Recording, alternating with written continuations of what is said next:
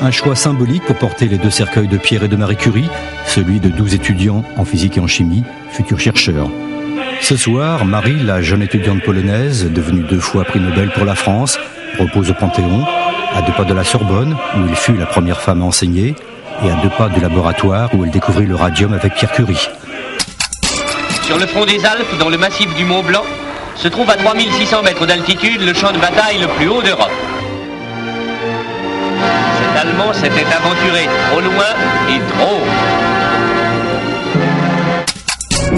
Dans ce service de l'avenue de l'Opéra, une seule pensée: venir en aide aux prisonniers nord-africains. Ils ont quitté en 1939, voici bientôt 5 ans, leur terre natale pour venir combattre à nos côtés. Séparés de leur famille, dont ils ne peuvent recevoir ni colis ni lettres, ne sont-ils pas 2 fois prisonniers?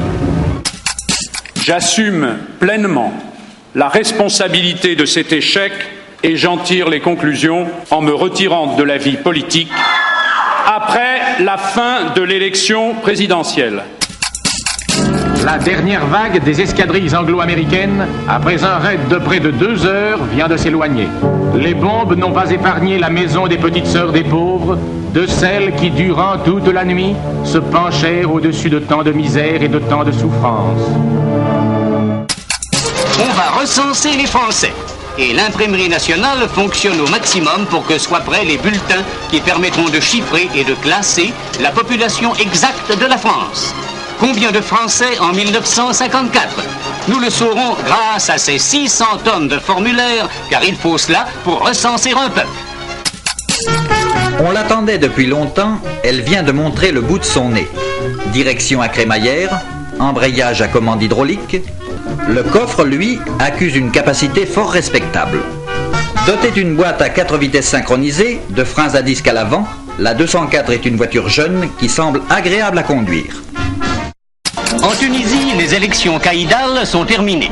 Dans les plus petits centres ruraux de la Régence, les électeurs sont allés aux urnes pour élire les futurs conseillers des 37 caïdas. Les Tunisiens disposent maintenant de l'entière gestion des affaires communales. En route vers la fonte. Depuis plusieurs mois, en effet, il est interdit aux voitures âgées de plus de 17 ans de circuler. Toute l'industrie française est intéressée à cette œuvre de récupération, car le ferraillage procure du travail à un nombreux personnel en chômage et permet d'autre part à certaines usines de conserver leur potentiel d'activité.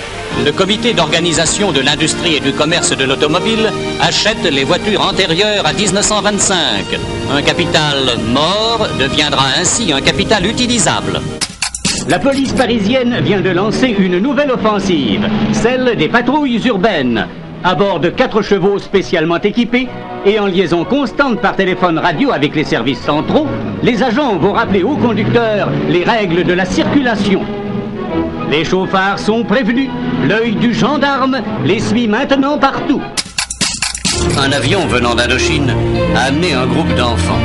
Les enfants d'un drame, ce drame des enfants sans nom, qu'engendrent toutes les guerres. Nés de pères français et de mères vietnamiennes, les uns n'ont plus de père, les autres ne l'ont même pas connu. Souhaitons que tous, à l'image de ceux-ci, puissent trouver la joie de vivre. Clac, un coup de ciseau dans un ruban, et voilà, le cercle est fermé.